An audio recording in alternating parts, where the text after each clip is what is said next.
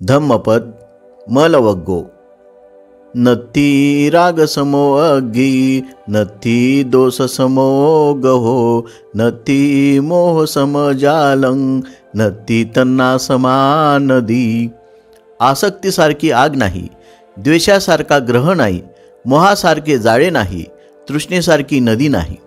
अर्थकथा. एका 6 लोकांच्या गटाला बुद्ध उपदेश करीत होते. त्यापैकी 5 लोकांचे त्याकडे मुळीच लक्ष नव्हते. केवळ 1 जण लक्ष देणारा होता. लक्ष नसणाऱ्या संबंधी बुद्ध म्हणाले की त्यांचा स्वभाव त्यांच्या मागील जन्मातील प्रवृत्तीतून उद्भवलेला होता. आनंद याने जेव्हा त्याचे कारण विचारले तेव्हा बुद्ध म्हणाले की ते त्यांच्या हाव, देश, अज्ञान आणि वासना यामुळे घडले.